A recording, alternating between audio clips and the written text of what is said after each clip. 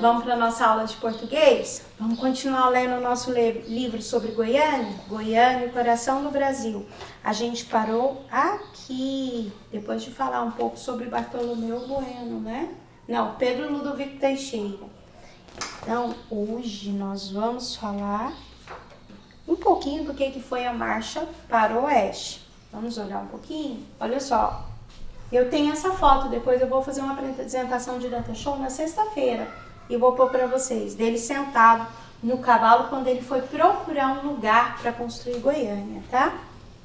Nessa época, a região central do Brasil era muito pouco conhecida. A maioria da população vivia no litoral. Também nessa época, a Europa começava a se preparar para a Segunda Guerra Mundial. E uma das causas do conflito foi uma certa ideia de espaço vital, criado por um alemão chamado Friedrich Hayek, e essa ideia defendia que os países mais desenvolvidos tinham o direito de ocupar regiões pouco exploradas de outros países. E isso preocupava muito os políticos brasileiros. Para prevenir essa cobiça estrangeira, nasceria nos anos de 1940 a Marcha para o Oeste, uma aventura liderada pelos irmãos Vilas-Boas, que durou 40 anos, construindo vilas, cidades, campos de pouso e contatou milhares de índios. Olha só a marcha para o oeste. E o que aconteceu? O Brasil se desenvolveu também, né? Vamos lá, para a próxima página. Olha que legal. Aqui já estava nascendo Goiânia. Olha a Praça Cívica. Olha só. Tá vendo o carro de boi? Essa imagem vai estar maior, tá? Na apresentação de data show. A minha certidão de nascimento registra o dia 24 de outubro de 1933, data em que foi lançada a Pedra Fundamental e que começaria tudo. Foi planejada para nascer e crescer no município de Campinas, pequena cidade do Vale do Rio Meia Ponte. O arquiteto Atílio Correia Lima e o urbanista Armando de Godoy, responsável pelo meu projeto de vida, programaram que eu teria uma população de 50 mil habitantes. Para a época, era um número de se admirar, a população da antiga capital. Goiás não chegava a 10 mil habitantes. Além disso, eu teria ruas em traçado radiocêntrico, isto é, ruas que se espalhavam como raios a partir de um centro. Quando Pedro Ludovico começou minha construção, vieram brasileiros de diversos cantos do país. Dentro de pouco tempo, tornei um canteiro de obra. O que é um circocentro? Olha só, porque sairia daqui as ruas, tá? Mas que teria um centro. Esse aqui é a Praça Cívica.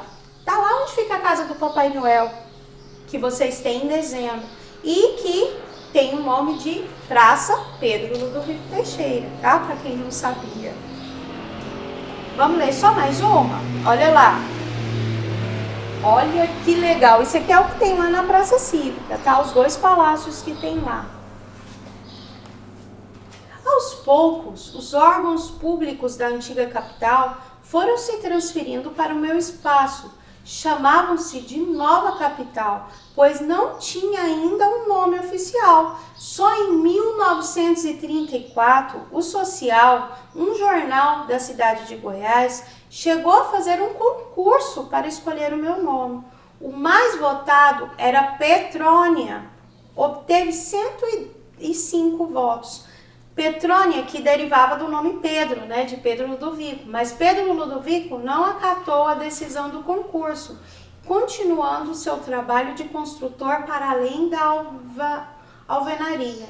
O interesse é que, na divulgação dos nomes sugeridos, um deles, que tinha sido somente um voto, chamou a atenção de Pedro Ludovico pela sonoridade e pelo significado histórico Goiânia. Eu fico muito feliz porque Goiânia ela foi escolhida, foi um professor que escolheu esse nome. E foi assim que Em dia 2 de agosto de 1935, Pedro Ludovico Teixeira usou pela primeira vez o nome ao assinar o decreto número 327, que instalava o município na nova capital. No dia 7 de novembro do mesmo ano, foi nomeado um primeiro prefeito, um jovem professor de 27 anos, Venerando Freitas Borges. No dia 23 de março de 1937, pelo decreto de 1816, Pedro Ludovico transferiu definitivamente todos os órgãos públicos para sua nova casa. E em 1942, o Palácio do Governo e os demais prédios públicos devidamente concluídos, bem como um número crescente de residências, Pedro Ludovico decidiu que estava na hora de promover o batismo cultural. Olha só, esse aqui é o Palácio das Esmeraldas, ele fica lá na Praça Cívica. Esse aqui, ó, é a casa também do governador, que também fica lá, tá? Eu esqueci o nome dessa casa, depois eu pesquiso e falo pra vocês.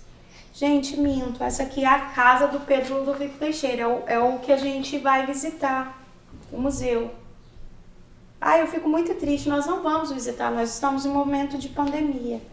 Mas depois eu posto as fotos para vocês. E esse é o Venerando Freitas Borges, que foi o primeiro prefeito de Goiânia. Na época ele tinha 25 anos, essa foto ela é antiga, tá?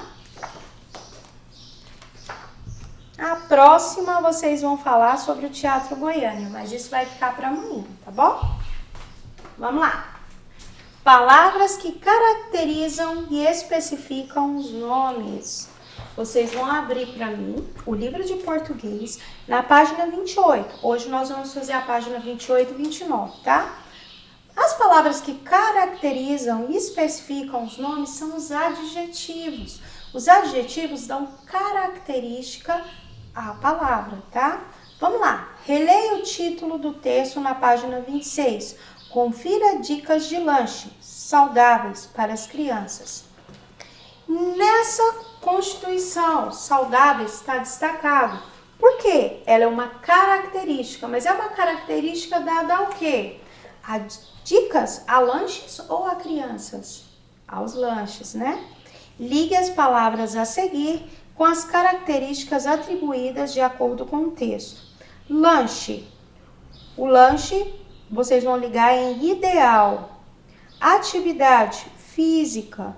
Pão integral. Suco engarrafado. Biscoito recheado. Bolo caseiro e bebida isotônica, tá? Pinte no quadro outras palavras que poderiam ser utilizadas para caracterizar lanche. O lanche pode ser gostoso? Pode. O lanche pode ser cansado? Não, né, gente? O lanche pode ser suficiente? Sim. O lanche pode ser salgado? Sim.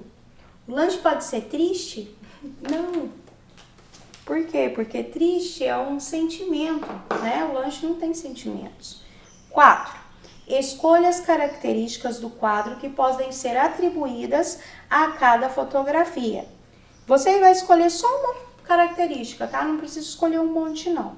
O morango ele pode ser vermelho, pode ser maduro, pode ser doce, pode ser suculento. E o pão de queijo? Pode ser macio, pode ser borrachudo, aquele pão de queijo que você puxa, ele não rebenta. Pode ser queimado. E o ovo? O ovo pode ser frito, pode ser cozido, pode ser choco, pode ser mexido. E o leite? O leite pode ser integral, branco, fresco, gelado. Boa atividade para vocês. Beijo!